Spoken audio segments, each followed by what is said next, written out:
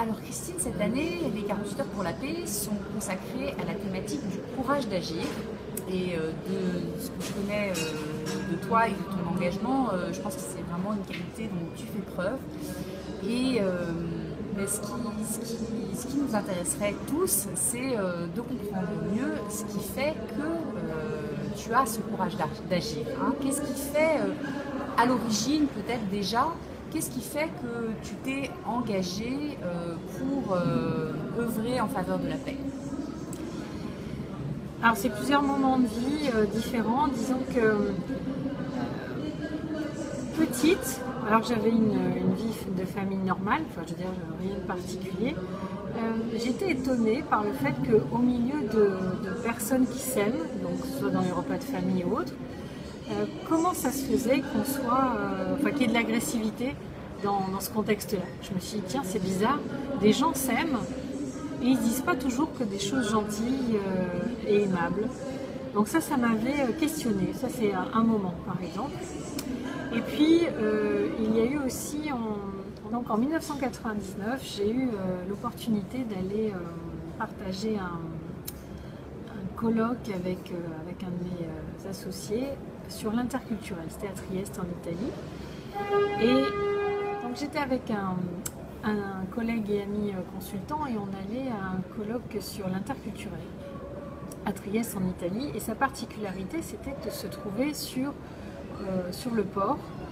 Donc le bâtiment était sur le port et en allant de la France jusqu'à Trieste, on a vu sur la mer un porte-avions. Et pendant le colloque, ce qui était assez impressionnant, c'est qu'on avait un bateau de guerre américain en contrebas. Et la seule chose qui nous a animés les uns et les autres, c'était de dire « Ah, bah quand même, les soldats américains sont bruyants dans les restaurants. » Je vous le fais en raccourci. Et ce qui m'a épaté, c'est qu'on n'utilise pas l'opportunité d'un tel colloque sur une thématique comme ça pour traiter de ce qui est en train d'advenir, à savoir la reprise de la guerre du Kosovo. Et en fait, cette prise de conscience n'est advenue que quand nous sommes repartis, donc quelque part en s'éloignant du danger potentiel, enfin on a ouvert les yeux. Et j'ai vu, en tout cas pour ma part, j'ai vu ce porte-avions plein d'avions. C'est-à-dire qu'habituellement dans nos pays, quand ils ne sont pas en guerre, on voit des porte-avions vides. Et là, ça a été un électrochoc. Je me suis dit, mais si des personnes qui sont soi-disant engagées, motivées, interpellées par, qui dit interculturel, dit rapport à l'altérité, les relations, donc on parle évidemment de conflits, donc de guerre et donc de résolution et de paix. Et si on n'a pas été fichu pendant 3 jours de voir que c'était sous nos yeux, qu'on avait le terrain pour précisément repousser tous les thèmes qu'on avait et se focaliser là-dessus, j'ai dit mais alors qu'est-ce qui va se passer pour ceux qui ne sont pas motivés, pas intéressés ou qui ne voient pas? C'était tellement énorme, j'ai dit il faut faire quelque chose. Donc si tu me permets, je vais t'interrompre parce qu'en fait, ce que je vois tout de suite comme point commun entre la première expérience dont tu parles, quand tu étais petite, il y avait de l'agressivité dans les repas de famille, puis tu te questionnais là-dessus, et ta deuxième expérience où finalement tu prends conscience de ce qui est en train d'arriver en étant en train de repartir et en étant sorti finalement de cet endroit où tous les bateaux de guerre sont réunis. C'est en t'éloignant, tu dis, c'est en m'éloignant du danger potentiel que je prends conscience, et là c'est l'électrochoc. Déjà rien que ça, pour moi, c'est intéressant d'apprendre de toi que c'est en t'éloignant du danger que tu prends conscience et que peut-être du coup ça t'amène à prendre une décision. Alors oui, pour le deuxième cas, pour le premier pas tout à fait. Je dirais que dans les deux cas, ce qui est à l'œuvre, c'est ce qu'on appelle une métaposition, c'est-à-dire prendre une position d'observation sur une réalité qu'on est en train de vivre. Donc ce que j'ai fait dans les deux cas, et c'est vraiment une compétence que j'utilise et que je développe tout le temps, enfin le plus souvent possible on va dire, pour rester quand même un peu humble parce qu'on ne le fait pas malheureusement tout le temps, et qui est éminemment utile quand on veut sortir des conflits et qu'on veut avoir une qualité de relation avec autrui, cette capacité à se distancier de ce qui est en train de se passer, qu'on soit soi-même émetteur d'agressivité ou qu'on la reçoive. et de se dire qu'est-ce qui est en train de se passer, ou un événement très surprenant dont on a besoin de prendre un peu de distance. Donc effectivement, par rapport au récit que je te partageais, la compétence qui est associée, c'est ça, c'est cette capacité à prendre du recul, de la distanciation, une observation par rapport à l'action qu'on a, quelle qu'elle soit, et ce qui va permettre la chose essentielle qui est de choisir. C'est-à-dire que je peux choisir de continuer à agresser l'autre, par exemple, si c'est ce choix-là, ou je peux choisir de faire autrement. Donc c'est des fractions de secondes qui font toute la différence. Soit une stimulation violente, je fais toujours la même chose et je réagis, quelle que soit la manière que j'ai de réagir, soit je fais le choix du dialogue, de la relation, de la pérennité de la relation, d'avoir envie de construire avec l'autre, etc., etc. Et pour finir ma petite anecdote, donc j'ai foncé dans l'écriture en me disant, bon, il faudrait que j'écrive au moins 50 pages sur le sujet. Et là, comme j'ai publié plus de 20 livres, j'ai dû dépasser les 50 pages. Bon, ça c'est pour la petite histoire. Ça ne suffit pas d'écrire des livres, mais c'était la première chose qui m'est venue, de pouvoir témoigner d'eux et d'agir. Mais en tout cas, voilà, sur quelle est la compétence qui est liée à ces moments-là, c'est cette compétence de distanciation que j'ai toujours eue. Enfin, je la retrouve à plein de moments dans ma vie et je la remercie parce que c'est vraiment un cadeau de pouvoir se décoller de son émotionnel, non pas pour le nier ou être indifférent, mais savoir composer avec, le comprendre et faire quelque chose avec ça. Et ça, je pense que c'est avec de l'entraînement et la conscience, on est capable de le faire. C'est quelque chose qui est à la portée d'entre nous. À tous. Et c'est encore plus accessible si en plus on fait une petite brique d'apport théorique qui est que, je vous le fais en rapide, mais pour essayer de rendre compte de la complexité du cerveau, plusieurs théoriciens ont travaillé sur le cerveau triunique, c'est-à-dire les 3 cerveaux. Oui. Alors c'est pas comme ça que c'est en vrai notre cerveau, mais c'est pas le sujet, c'est une vocation pédagogique ce que je vais raconter. Donc il y a 3 cerveaux, je vais hyper vite pour aller à l'essentiel de ce que je veux dire. Il y a le reptilien qui nous sert à la survie, donc qui est le cerveau des instincts et qui fait toujours pareil, face au danger, donc fuite, attaque ou inhibition. Voilà. Et on a tous un profil qui fait qu'on fait toujours la même chose. Bien. Donc lui, il est utile parce que quand il y a un feu, c'est aussi bien de ne pas faire un grand cours de philo et d'agir en conséquence. Merci le reptilien. Et il nous a permis d'être en vie jusqu'ici, donc c'est parfait. Là-dessus, avec l'évolution de la vie et de la complexité du vivant, on va avoir tous les animaux, dont les mammifères et dont nous, des éléments de plus en plus développés, dont un cerveau de plus en plus développé. Donc la deuxième étape, c'est l'étape du cerveau qu'on appelle limbique, qui est à la fois celui qui va nous aider à nous positionner dans un groupe et qui va déterminer tous nos comportements de compétition, c'est-à-dire que ça va permettre d'identifier qui est le chef, quelle est ma position par rapport au chef, donc dominant-dominé, les éléments de comparaison pour arriver à me situer dans le groupe et donc en général ça amène la compétition. Ça c'est un des versants du limbique, mais qui nous intéresse par rapport à la paix, parce qu'on comprend que c'est là que ça se forge depuis des milliers d'années et qu'on veut peut-être essayer de faire autrement, enfin en tout cas de décider de ne pas rester là-dedans. Et l'autre aspect, c'est l'aspect des émotions, c'est-à-dire que c'est la partie du cerveau qui est en pilote en fait, non pas pilote justement, qui est en prise directe avec les émotions. Et une particularité de ce cerveau, c'est un peu à l'instar des ordinateurs, enfin même si ce sont les ordinateurs qui copient le fonctionnement du cerveau, la priorité du cerveau limbique, c'est de se mettre en économie d'énergie. Là, donc dès qu'il peut faire plus de la même chose, dès qu'il peut revenir à des choses qu'il connaît, il se régale et il peut se mettre en économie d'énergie très vite. Donc, la tendance que nous avons, que ce soit dans une émotion, on va faire assez souvent la même chose, on va avoir des répétitions aussi bien cognitives, donc connaissances, informations, que affectives. Donc, on va avoir les mêmes trajets relationnels avec les autres. Et donc, l'espace où se situe notre capacité à changer, à faire différemment, à prendre de la distance, pour arriver à faire un choix qui respecte l'autre, on va l'avoir dans le 3e cerveau, qui est le cortex, et qui va permettre donc, avec la partie la plus élaborée du cerveau, de pouvoir faire différemment.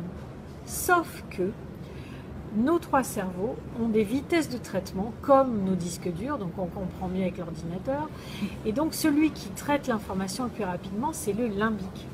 Si c'est grave, pouf, il renvoie les informations au reptilien et c'est lui qui prend la main et il nous ramène aux instincts. Par contre, le cortex, a beaucoup de mal à prendre la main. C'est pas lui le plus rapide. Et c'est en étoffant ces capacités que nous arrivons à rééquilibrer les vitesses de traitement et qu'un jour, quand on est grand, je plaisante, je vais dire ce que c'est quand on est grand, c'est effectivement le cortex qui pilote. Et comment est-ce qu'on le travaille? Eh bien, par la méditation, par des pratiques, certaines pratiques de yoga, de souffle, etc. Toutes ces activités combinées qui sont toutes des pratiques issues d'une spiritualité notamment orientale. On avait l'équivalent dans notre tradition, mais on en est tellement coupé qu'on ne le sait plus. Donc dans ces traditions-là, il y a des pratiques pour permettre en fait une meilleure connexion avec le vivant, faire le vide en soi pour faire entrer plutôt et faire circuler la vie. Mais accessoirement, c'est moins dit parce que c'était pas examiné sous cet angle-là, mais ça permet aussi de développer ces capacités du néocortex et de diminuer la mainmise du limbique sur nos choix permanents. Et donc, ça va nous permettre de faire le choix de l'altérité, de prendre de la distance par rapport à ce qu'on ressent et de les piloter, ces émotions, c'est-à-dire de savoir ce que l'on fait et est-ce que je reste délibérément prisonnière de mes répétitions ou est-ce que je décide d'en sortir? Est-ce que je fais le tri sélectif de mes croyances, etc., etc. Et donc, par rapport à une agressivité reçue ou émise, je peux faire le choix de faire différemment. Donc, c'est un outil très puissant. Ça tombe bien, on est équipé. Il suffit simplement de savoir s'entraîner là-dessus pour avoir des comportements plus pacifiques. Super, merci pour ce petit rappel sur le cerveau qui est très illustré, même si on n'a pas l'image sous les yeux. J'aimerais maintenant que tu nous expliques en quoi tu te sens autorisé. C'est peut-être curieux comme question, mais en quoi tu te sens vraiment autorisé à agir, à avoir le courage d'agir en faveur de la paix? Alors, je ne me suis jamais posé la question d'autorisation. Je pense qu'effectivement, je l'ai prise parce que je me sentais motivée par, en fait. Ok, parfait. Alors, c'était quoi qui te motivait?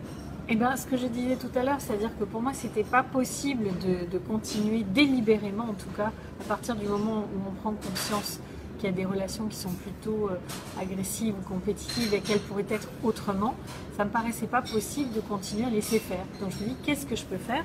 Quelle petite part de colibri je peux prendre? Et comment est-ce que je peux m'y prendre pour ce que je viens de faire là, c'est-à-dire transmettre des éléments à la fois de compréhension, d'expérience, de pratique, pour que plus de personnes puissent s'en emparer et puissent faire leur propre trajet et aller encore plus facilement vers la paix, vers une sérénité intérieure qui va amener des relations davantage bienveillantes et donc une paix in fine autour de soi dans ces relations et qui sait entre des collectifs ou des peuples. Donc je n'attendais pas une légitimité où je ne me suis pas posé la question en ces termes, c'est plutôt il faut faire quelque chose, allons-y. Voilà.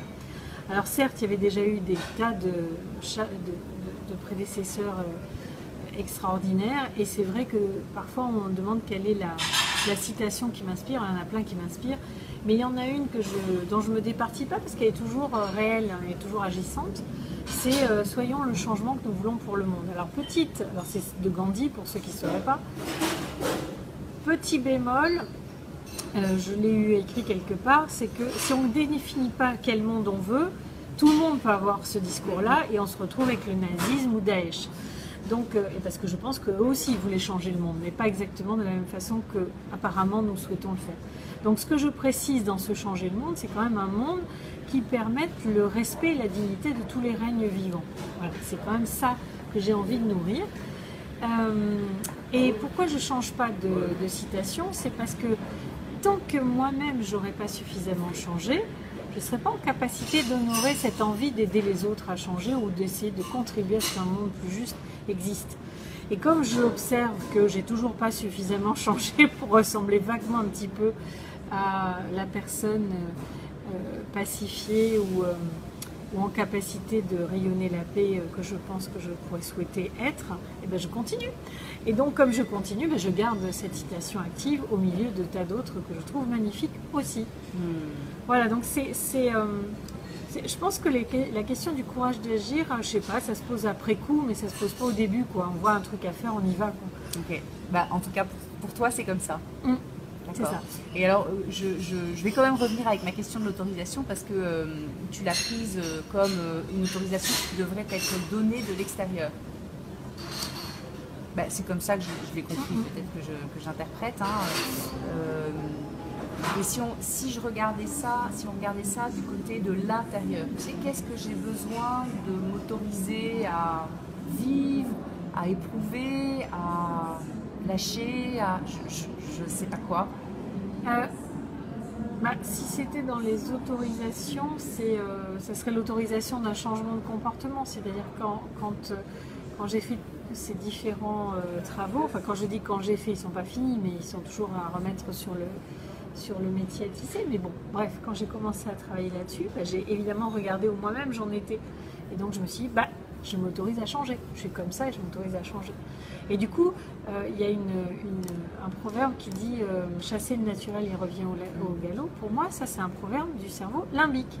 Parce que si on croit profondément dans l'autre capacité que nous avons, pour moi, c'est vraiment possible de changer. Alors ça, c'est des débats infinis entre psy qui disent non, on ne peut pas changer de nature, etc. Bon, je laisse le débat pour ceux qui ont envie de débattre.